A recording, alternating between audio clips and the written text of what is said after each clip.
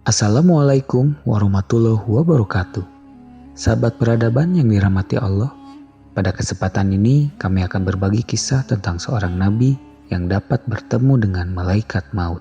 Pada episode sebelumnya kami sudah berbagi kisah tentang kedua putra Nabi Adam alaihissalam. Seperti yang sudah sahabat ketahui bahwa Nabi Adam alaihissalam merupakan manusia pertama serta pasangannya Hawa yang mempopulasikan keturunan manusia di muka bumi sampai saat ini, termasuk juga manusia pilihan Allah, yaitu para nabi dan rasul. Nabi Adam alaihissalam memiliki dua putra, yakni Qabil dan Habil. Dari keturunan Habil inilah yang banyak melahirkan para nabi dan rasul. Setelah Nabi Adam alaihissalam, lahirlah Nabi Idris alaihissalam dari keturunan Habil. Nabi Idris alaihissalam dianugerahi kemampuan yang luar biasa oleh Allah Subhanahu wa Ta'ala. Apakah sahabat sudah mengetahui kemampuan luar biasa Nabi Idris alaihissalam? Sebelum dilanjutkan, sahabat dapat membantu dengan klik tombol subscribe dan aktifkan lonceng notifikasi agar mendapatkan informasi terbaru dari media peradaban Islam. Nabi Idris alaihissalam merupakan salah satu nabi yang diutus oleh Allah Subhanahu wa Ta'ala. Kisah Nabi Idris alaihissalam ini tertulis dalam Al-Quran surat Maryam ayat 56 sampai 57. Dan ceritakanlah hai Muhammad kepada mereka kisah Idris yang tersebut di dalam Al-Quran. Sesungguhnya ia adalah seorang yang sangat membenarkan dan seorang nabi, dan kami telah mengangkatnya ke tempat yang tinggi. Nabi Idris alaihissalam diutus di kawasan Babilonia, Irak kuno. Namun karena penduduknya tidak mau beriman, Nabi Idris alaihissalam dan beberapa pengikutnya hijrah ke Mesir. Nabi Idris alaihissalam terus-menerus berdakwah agar manusia menyembah Allah. Nabi Idris alaihissalam dianugerahi kemampuan seperti menjahit, berkuda, berhitung, membaca, dan menulis. Oleh karena itu, Nabi Idris alaihissalam merupakan orang pertama yang bisa menulis menggunakan pena yang terbuat dari batu kerikil. Pada setiap melakukan perbuatan baik, Nabi Idris alaihissalam selalu berzikir mengagungkan Allah. Sahabat, ini merupakan pengingat untuk kita semua agar segala bentuk aktivitas yang dilakukan diiringi dengan zikrullah. Nabi Idris alaihissalam diriwayatkan tak henti beribadah siang dan malam sampai malaikat maut pun rindu ingin bertemu dengan Nabi Idris alaihissalam. Pada saat itu malaikat maut meminta izin kepada Allah untuk mengunjungi Nabi Idris alaihissalam. Malaikat maut yakni malaikat Israel dapat menemui Nabi Idris alaihissalam dalam wujud manusia. Malaikat maut datang pada malam hari dengan membawa makanan dari surga.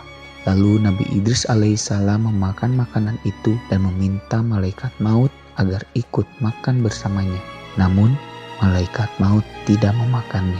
Menurut Ibnu Abbas, firman Allah tentang Nabi Idris alaihissalam dalam surat Maryam, dan kami telah mengangkatnya ke martabat yang tinggi. Sehubungan dengan makna firman-Nya bahwa Nabi Idris alaihissalam diangkat ke langit yang keenam dan wafat di tempat itu. Pada riwayat lain disebutkan bahwa malaikat maut mencabut nyawa Nabi Idris alaihissalam, maka saat itu juga beliau wafat. Lalu malaikat maut menangis dan berdoa kepada Allah agar mengembalikan nyawa Nabi Idris alaihissalam. Allah mengabulkan doa malaikat maut dan menghidupkan kembali Nabi Idris alaihissalam. Malaikat maut bertanya tentang bagaimana sakitnya kematian pada Nabi Idris alaihissalam yang hidup kembali.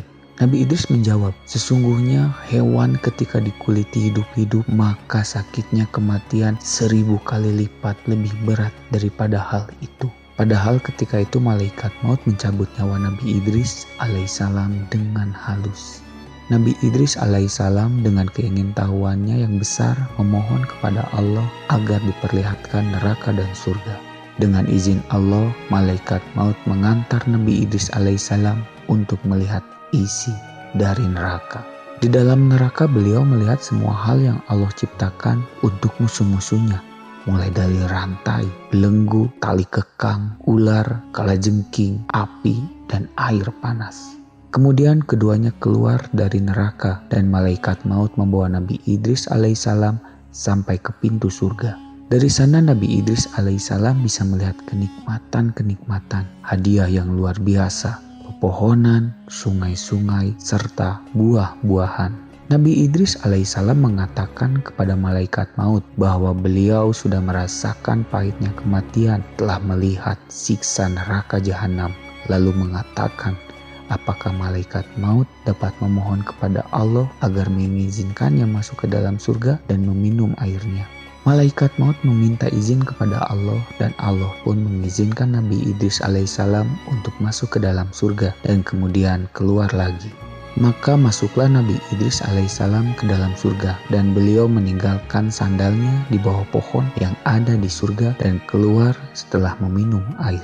Lalu Nabi Idris alaihissalam mengatakan pada malaikat maut bahwa sandalnya tertinggal di dalam surga. Ketika sesampainya di surga, Nabi Idris alaihissalam memohon kepada Allah agar dapat tinggal di dalam surga. Allah yang maha bijaksana mengizinkan Nabi Idris alaihissalam untuk tinggal di dalam surga yang berisi penuh kenikmatan. Sahabat peradaban yang dirahmati Allah, dari kisah Nabi Idris alaihissalam kita dapat mengetahui bahwa betapa pahitnya ketika ajal datang menjemput tanpa bisa kita hindari. Karena sesungguhnya semua makhluk di dunia ini akan merasakan proses dicabutnya nyawa, berpisah ruh dan jasad. Dalam kisah Nabi Idris alaihissalam pula kita dapat mencontoh perbuatan-perbuatan baik yang dilakukan Nabi Idris alaihissalam yang senantiasa bertasbih memuji Allah, mengingat Allah dengan zikrullah, agar setiap perbuatan kita diridhoi oleh Allah Subhanahu wa Ta'ala. Sahabat, sampai di sini kisah yang dapat kami bagikan. Semoga dapat menginspirasi dan mohon maaf bila ada kesalahan. Sahabat dapat membantu dengan klik tombol subscribe dan aktifkan lonceng notifikasi agar mendapatkan informasi terbaru dari media peradaban Islam. Semoga Allah membalas kebaikan sahabat semuanya. Wassalamualaikum warahmatullahi wabarakatuh.